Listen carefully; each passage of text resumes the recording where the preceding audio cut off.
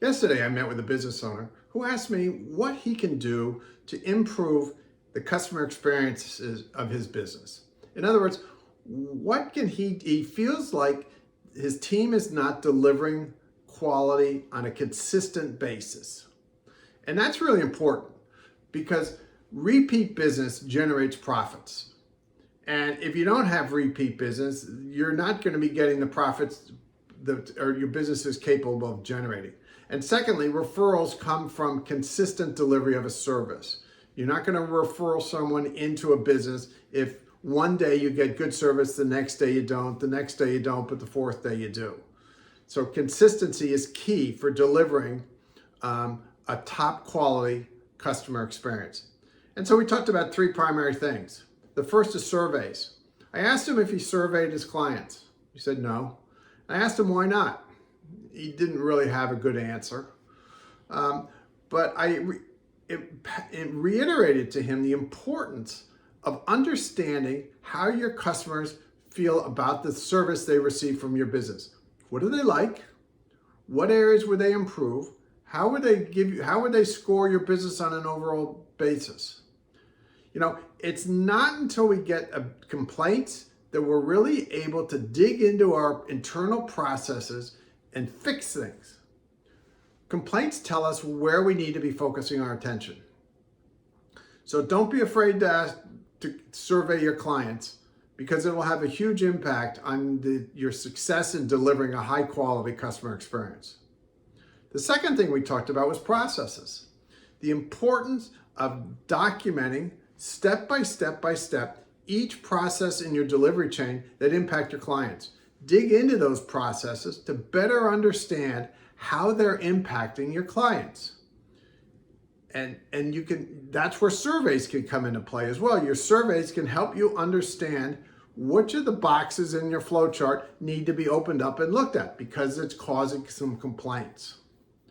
So processes are key. Identifying bottlenecks within those processes is key. So the third thing we talked about was people. Do you have the right people on your team? Have you trained your people well enough? You can't expect people with average training to deliver oversized results. People live up to the level of their training. So if you're expecting more than the team is delivering, that means A, you might not have the right people. It might mean B, you haven't trained them well enough. So I'd focus on those areas.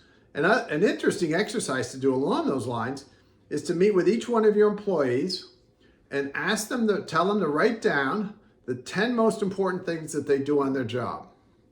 And at the same time, you write what you think are the 10 most important things that they should be doing on their job. And then compare the lists. I bet you're going to find that there's a big difference between what they consider to be important on the job and what you consider to be important on the job. And it goes without saying that's a problem.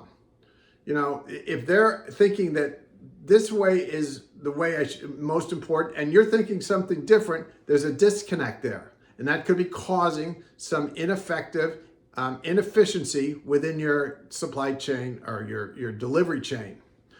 So focus on that, work on that. It's a simple, 5 minutes with each employee and look at the differences and then start working to better align your expectations with the role of the employees.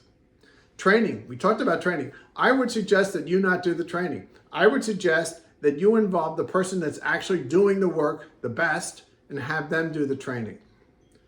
So these are a couple ideas I shared with my customer, and I'd be glad to share with you if you're interested.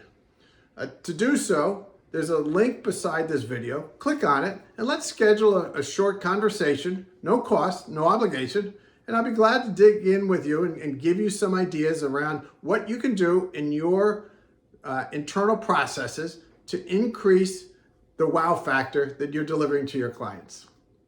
I look forward to talking to you.